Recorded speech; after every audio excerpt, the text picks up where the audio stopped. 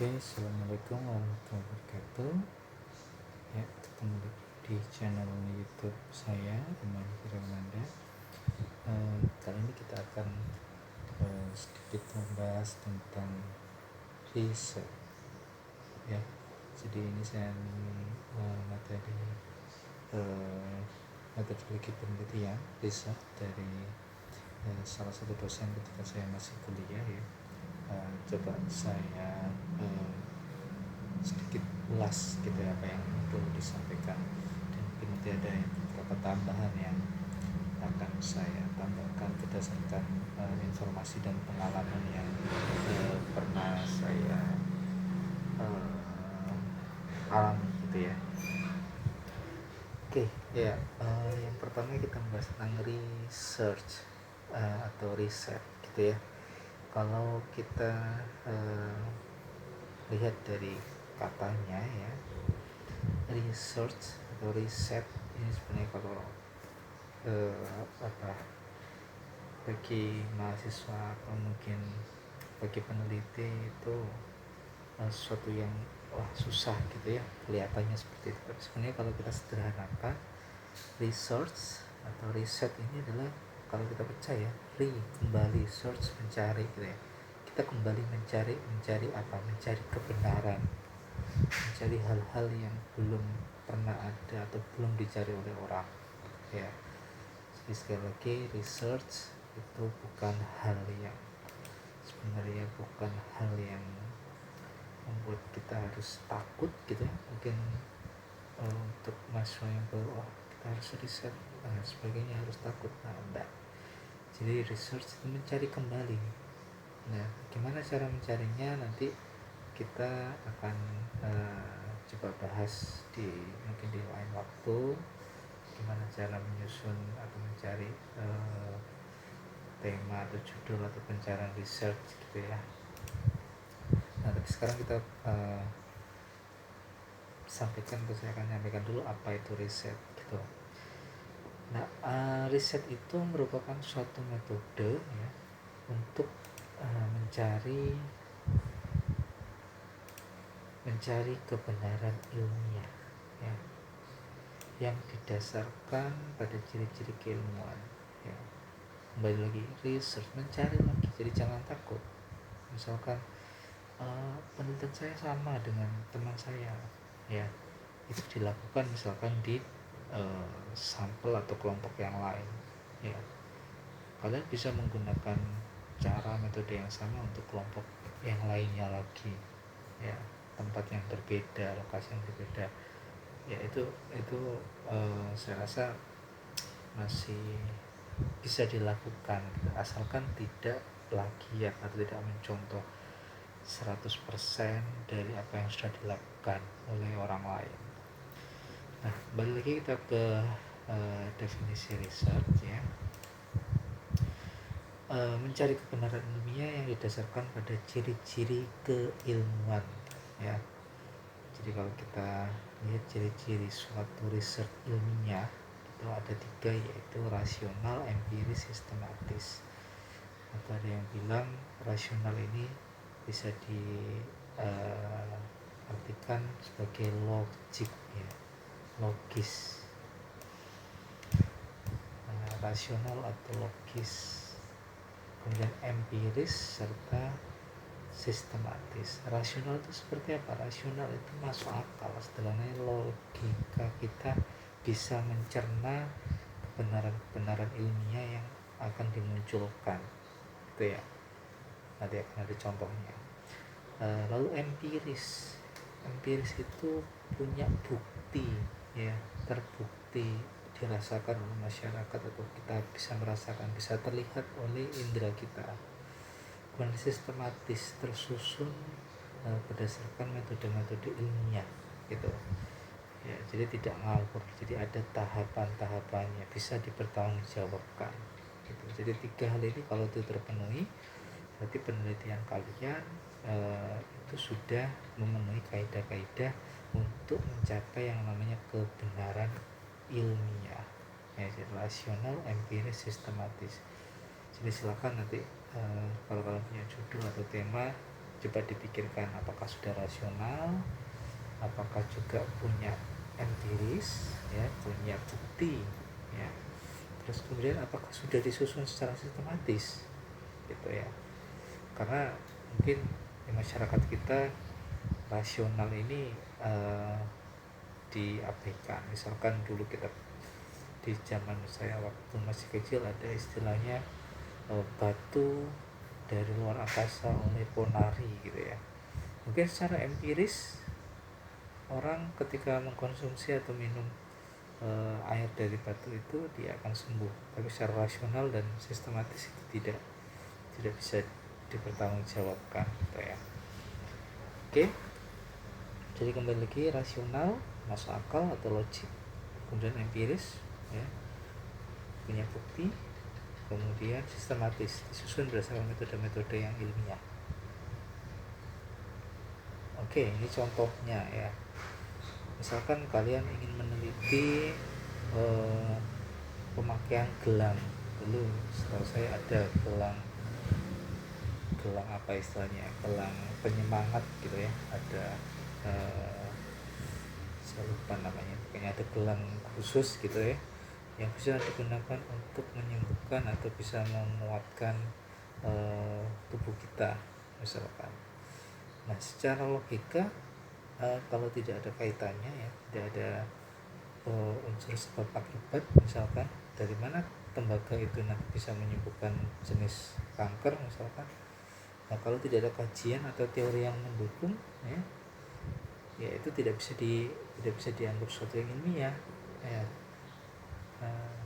Hanya dengan melihat misalkan orang sembuh ketika memakainya, nggak bisa seperti itu ya. Misalkan ini kejadian yang sering kita alami, misalkan ada orang membawa air yang merek tertentu gitu ya, dipercaya air itu bisa menyembuhkan kanker, bisa menyembuhkan asites ya.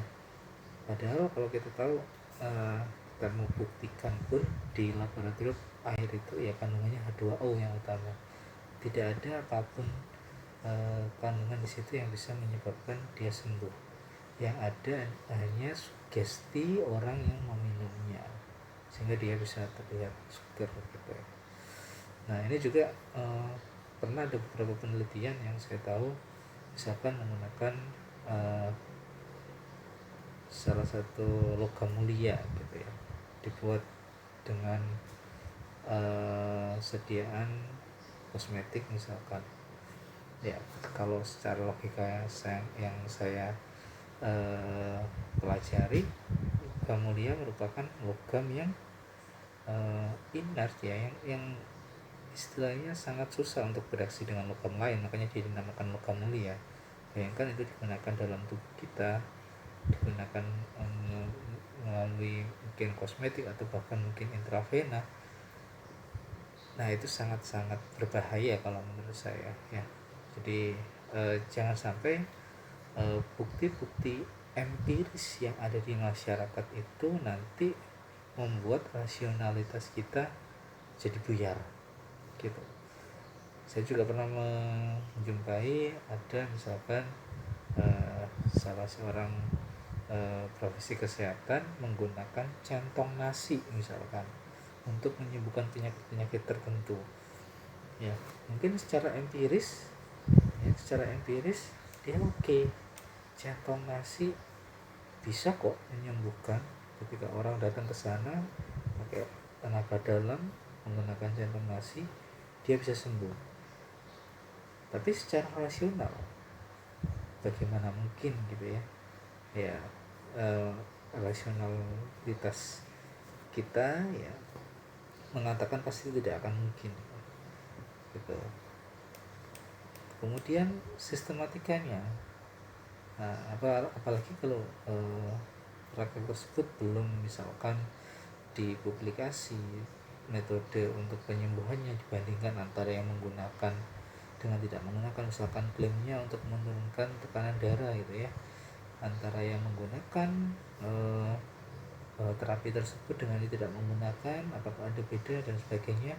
Itu harus dibuktikan secara sistematis. Kalau ini pun tidak bisa dibuktikan, berarti ada salah satu saja yang tidak memenuhi, berarti secara ilmiah kebenarannya itu nol, ya. Nah, gitu.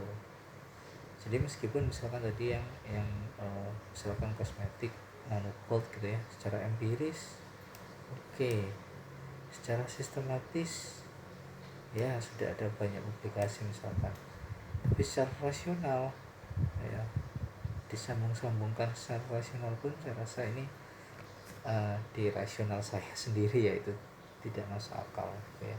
Entah mungkin nanti ada pertimbangan lain atau mungkin ada bukti-bukti ilmiah yang lain secara sistematis dan empiris, ya monggo silakan bisa diperdebatkan gitu.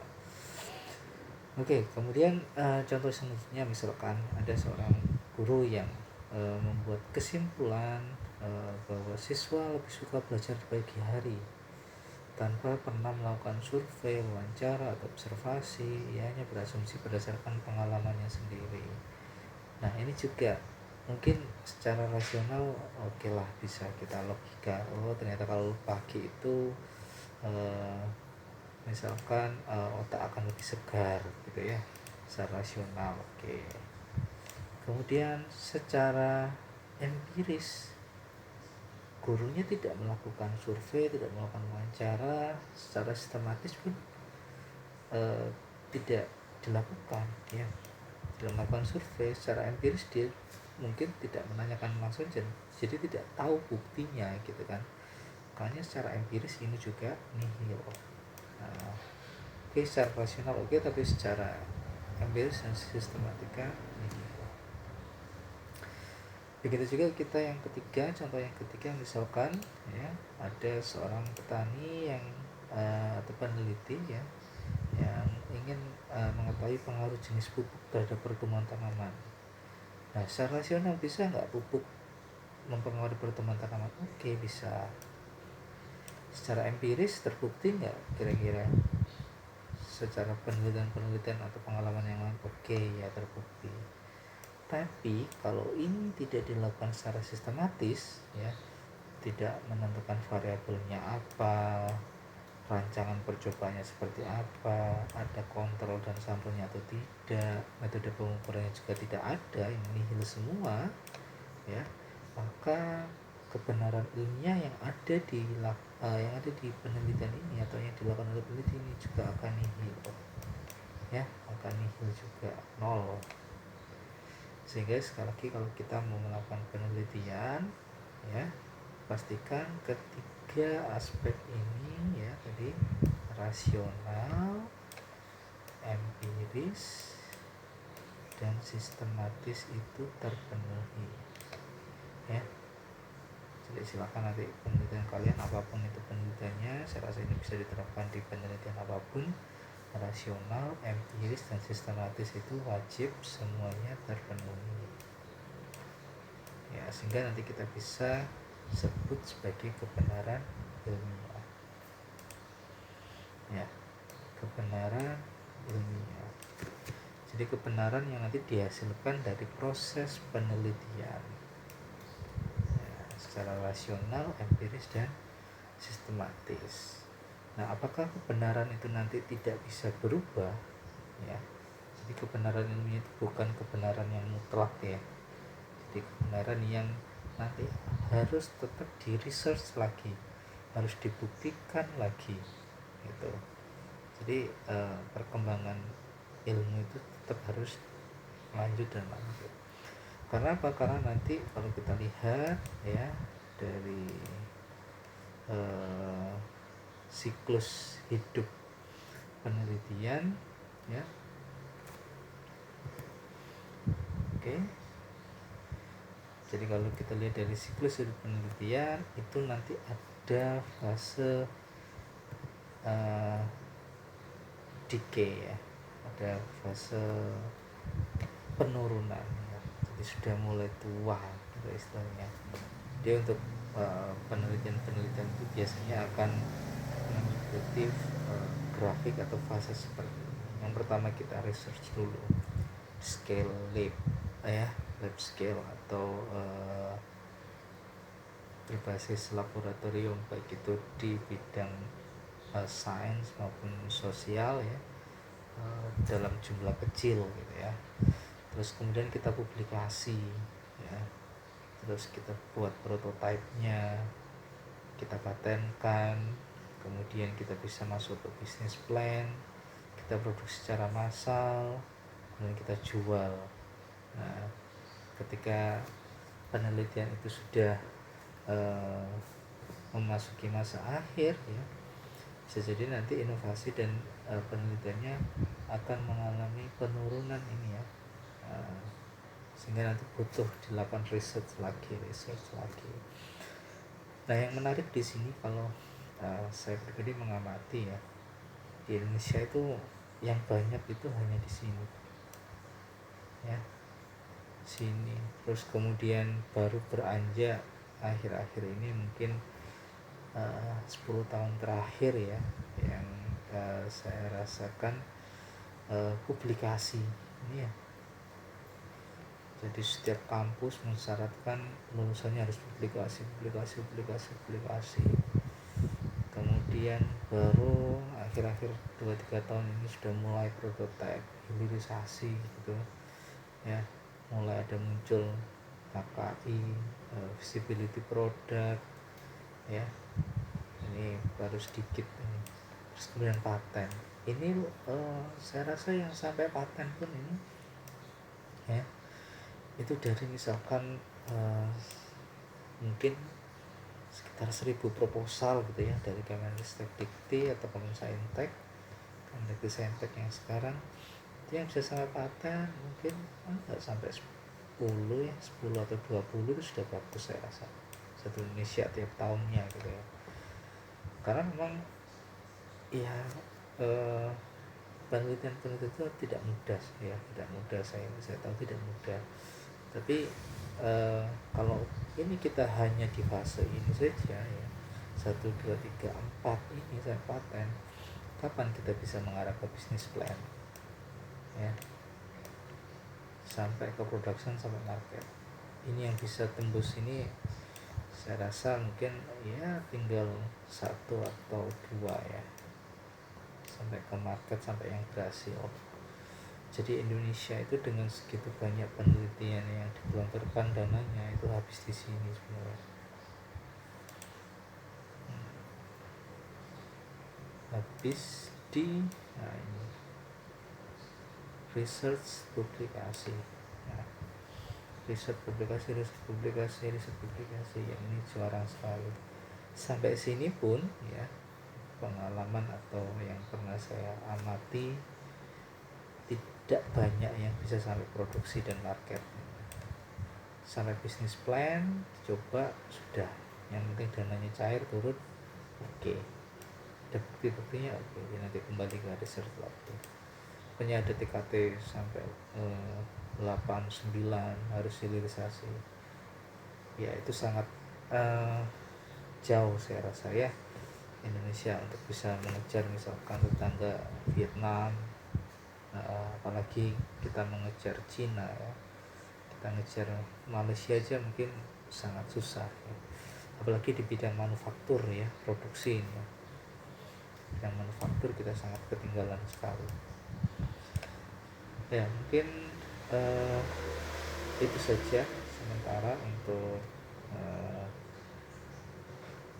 ulasan singkat ya tentang research. Jadi sekali lagi, research merupakan suatu pencarian kembali ya, kebenaran ilmiah yang bersifat rasional, empiris dan sistematis.